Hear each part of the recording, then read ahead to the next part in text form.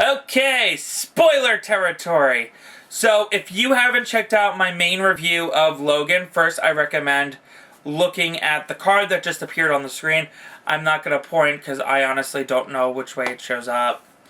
My camera sometimes reverses the image, sometimes it doesn't, and just... So, this video, I will be grading the plot separately. I will be looking at just the plot. And I will be grading the plot on a scale of 1 to 10. So, I will also dive into mild spoilers for the other movies. So, this is Hugh Jackman's last portrayal of Wolverine. This is something that's been kind of like a well-known fact for a while now. And this was an amazing send-off for the character. The story of Wolverine is something I really liked in the X-Men movies. I'm kind of glad that they're kind of moving away from Wolverine and shifting their focus, because there are other great stories to tell, but Wolverine's story was kind of a good plot thread. I liked the way they introduced him in the first movie. Second movie delved a bit more with his history. Third movie was dealing with having to deal with Jean Grey and all that. And I'm not even going to discuss Origins, because let's just pretend that movie doesn't exist.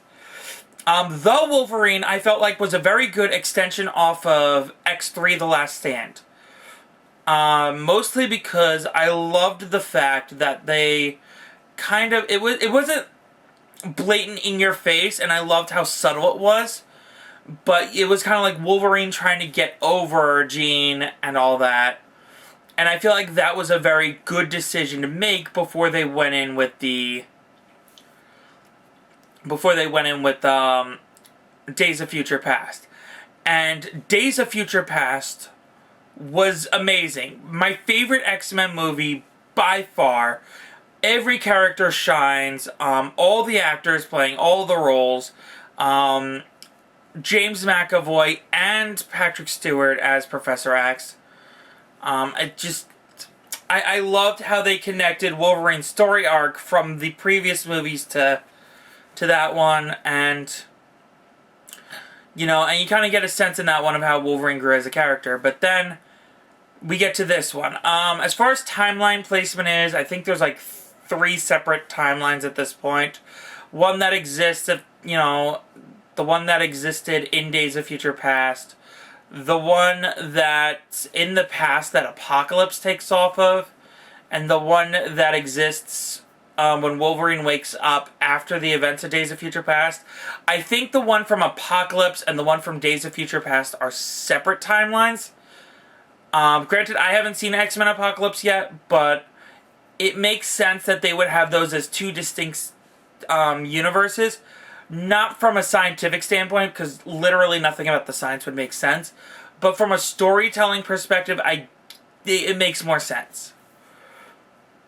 So, we have that. So, this movie would take place... this takes place in the future, distant future, like close to 2030. And it's after the Wolverine ending to Days of Future Past, I believe. After the Wolverine ending.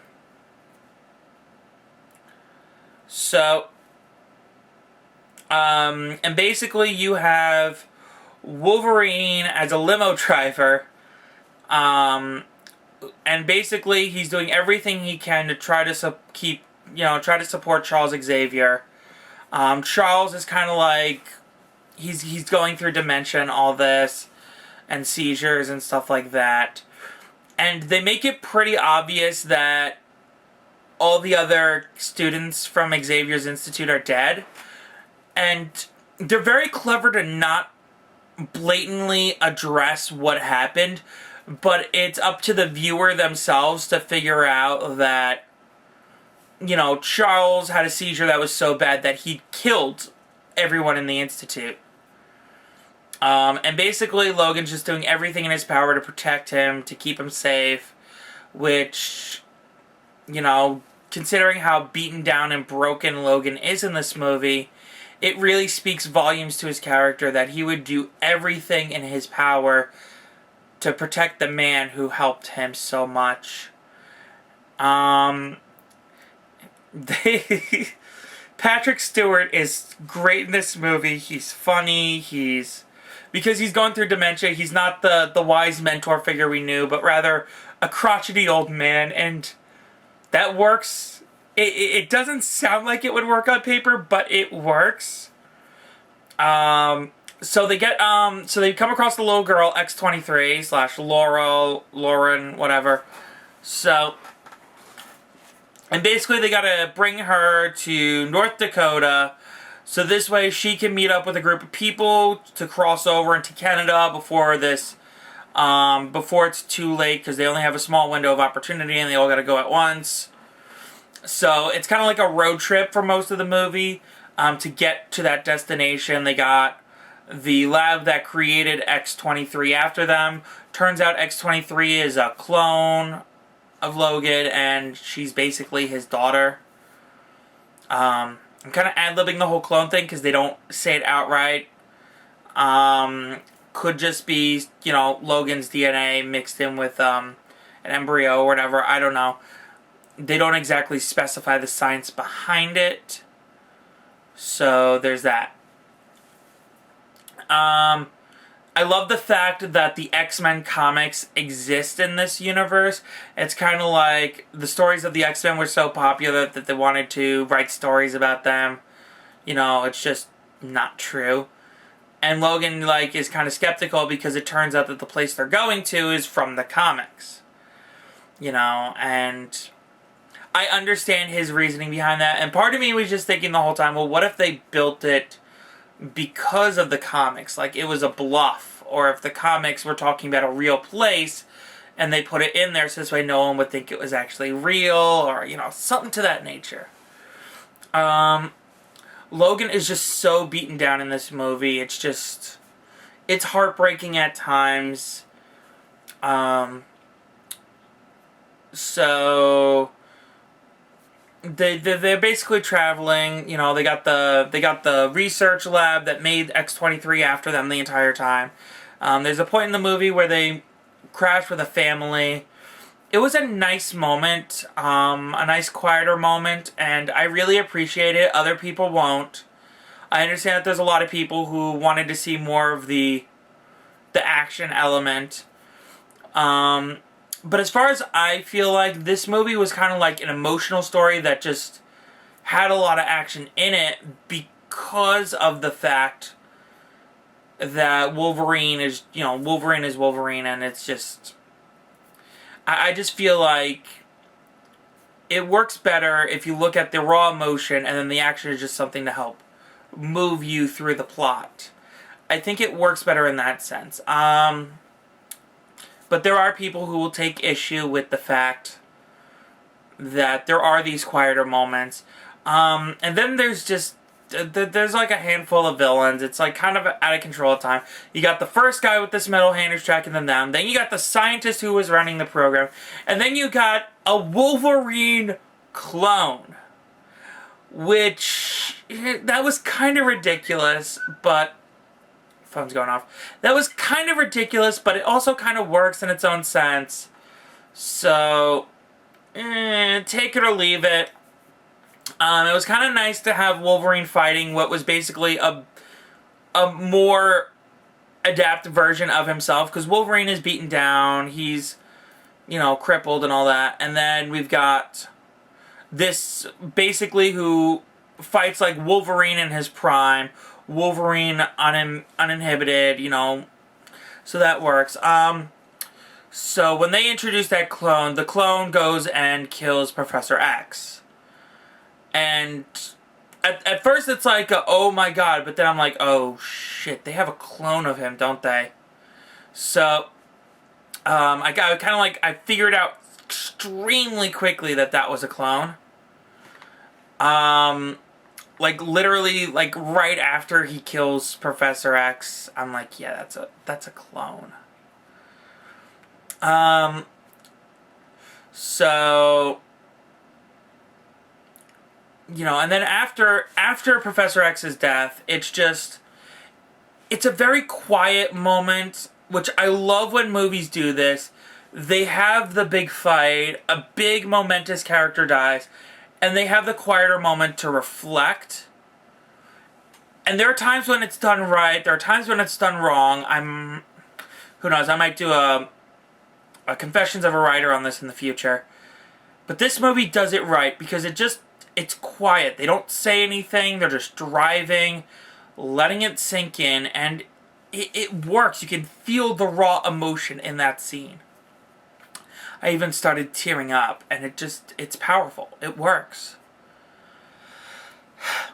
You know, and I love the fact that when they buried the body, Logan couldn't even find it in his heart to say something, because this was his mentor, and this was the guy who pretty much raised him. Well, not raised him, but like kind of like helped him after he lost his memory and all that, and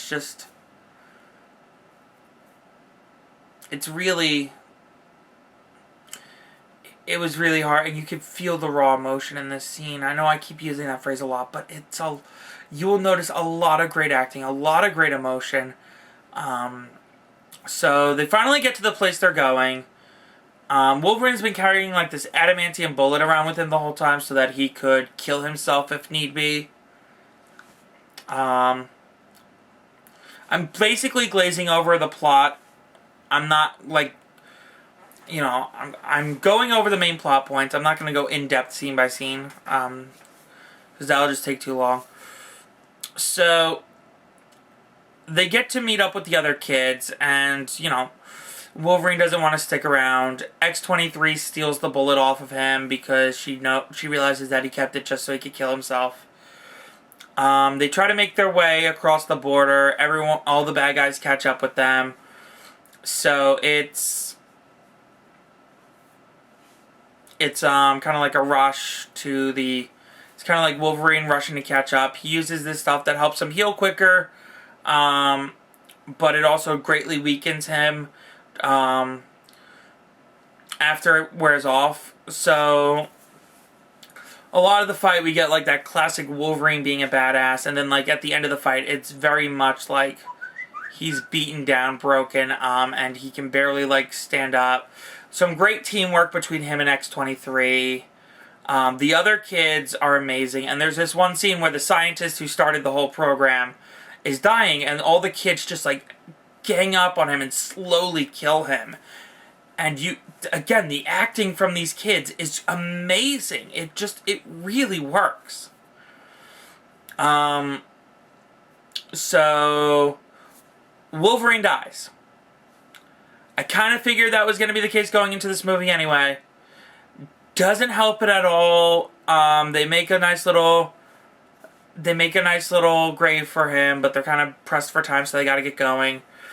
And you don't even know if they get where they're going, because it just kind of leaves it open-ended, because the focus was Wolverine, and the last thing you see is the girl taking out the cross and placing it back down as an X.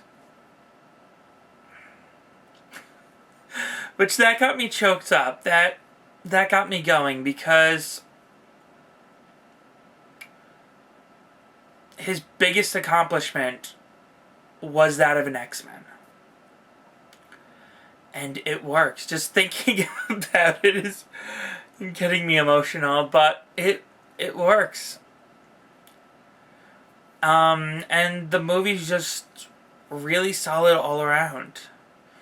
Also, don't stay through the end credits, because there is no after credit scene whatsoever, so don't even try. So yeah, that was my spoiler corner for Logan. I hope you guys enjoyed this. And again, it is the Wolverine movie we deserved. It really is. So, with that said, like, comment, subscribe, whatever you want. I will see you guys next week for my thoughts on the Nintendo Switch. Hey guys, as always, thank you so much for watching. You like this video, like, comment, subscribe, share, Check out my secondary channel, Megumi Mary Plays, where I will be doing gameplay and live streams in the future. And if you want to help support this channel and help it grow, you can check out my Patreon. And if you do that, if you become a patron, you can see my Nintendo Switch video as early as tomorrow. So, thanks very much, and I'll see you next time.